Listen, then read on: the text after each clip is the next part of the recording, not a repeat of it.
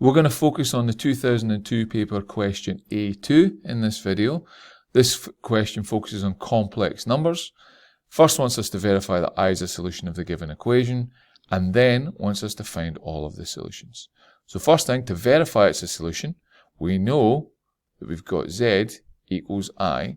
What we do with this is substitute it into the equation we've got here, and the answer should come out to 0. So what we end up getting is I to the power of 4 plus 4 times I cubed plus 3 times I squared plus 4 times I plus 2. Then it's just a case of working each part through on its own. So I to the power of 4, that's the equivalent of I squared squared, and we know that I squared is negative 1, so it's negative 1 squared, so that's just 1. 4 times I cubed, now again that's I squared times I, so I squared is negative 1, so it's going to give me minus 4I. I've then got plus 3I squared, well I squared again is negative 1, so I've got minus 3. I've then got plus 4I, and then plus 2. So minus 4I and 4I cancel, 1 minus 3 is negative 2, plus 2, that equals 0. So I can say then, is it's a solution. So I is a solution. Now, what we want to do is find all the solutions. Now remember, if we have a solution, z equals a plus bi, what we also know is the conjugate z equals a minus bi is also a solution. So if I've got z equal to I also know that z equals minus I is a solution. What I now have to do is multiply out brackets involving these, and then I can use long division in order to find the rest of the equation and solve it that way. So what I'm going to do is I'm going to do z plus I times z minus I. Yeah, remember z equals minus I, so z plus I is 0.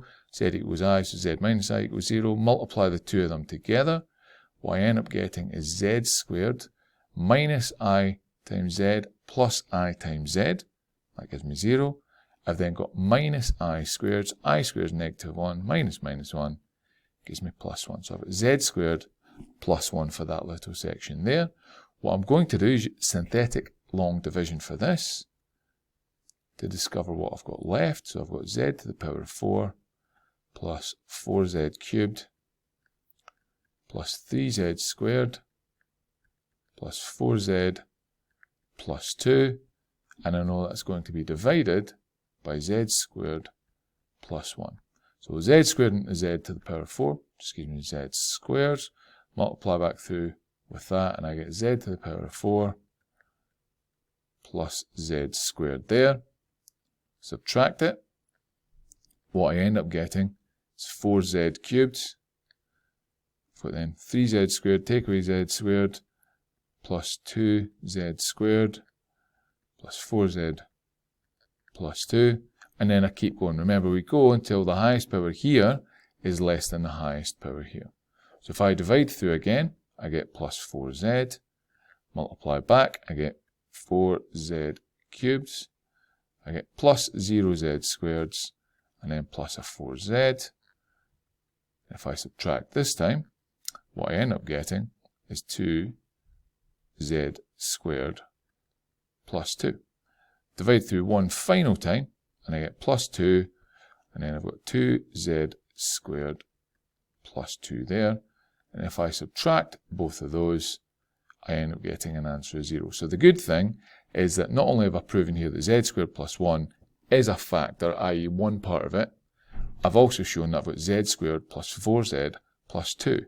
That is another part of it. So my second pair of solutions come from this. So it comes from z squared plus 4z plus 2. Now if we were to look at that and do b squared minus 4ac, what we'd end up getting is 4 squared, take away 4 times 1 times 2.